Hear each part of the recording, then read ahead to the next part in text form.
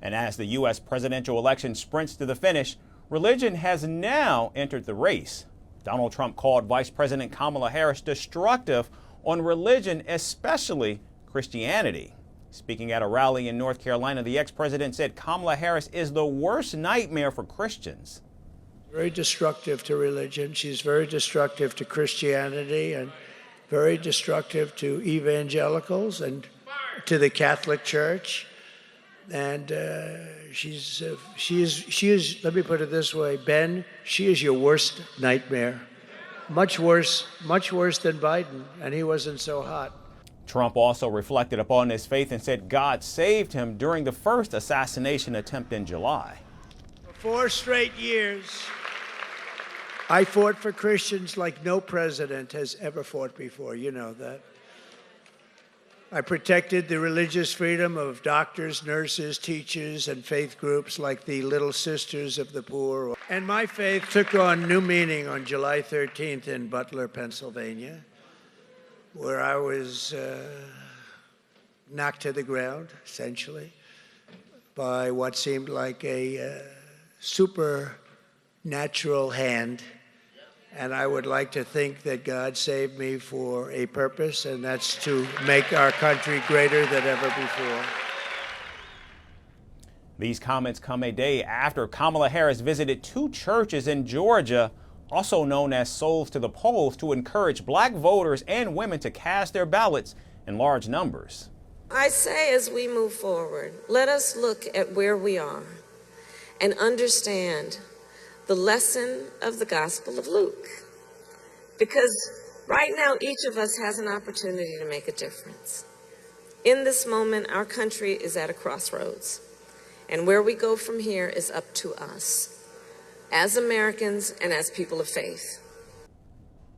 Now, days ago, Harris sparked a controversy among Christian Americans at a campaign event. The vice president was discussing abortion rights during her rally in Wisconsin when a group of hecklers began shouting comments like, "Jesus is Lord and Christ is King." Harris responded by mocking the protesters, saying they were at the wrong rally. Donald Trump hand-selected 3 members of the United States Supreme Court with the intention that they would undo the protections of Roe v. Wade, and they did as he intended. Oh, you guys are at the wrong rally.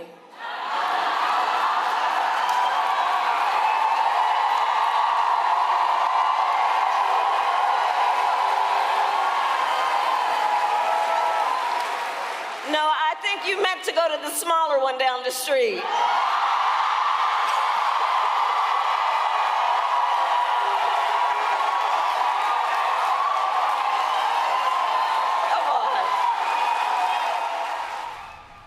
Now, many reports say the hecklers were MAGA supporters who strongly oppose reproductive rights.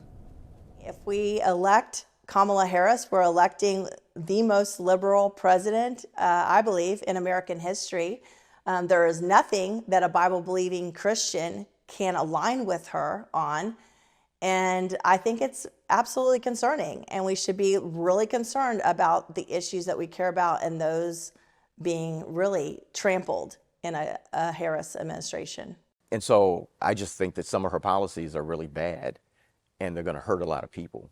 And some people aren't even thinking that. They're just thinking, oh, she's biracial and she's a woman. And those Republicans over there are a bunch of racists and they don't like black people, and a lot of gaslighting that's going on. Donald Trump was raised Christian while Kamala Harris was born to a Hindu mother and a Christian father and is married to a Jew. And neither candidate claims to be very religious. However, in a race too close to call, they cannot afford to lose votes of such an important demographic. Firstpost decodes the U.S. election, explains how America chooses its president, your primer on the race to the White House, everything you need to know about how America votes and its global implications. U.S. Election Explained, every Monday and Thursday only on Firstpost.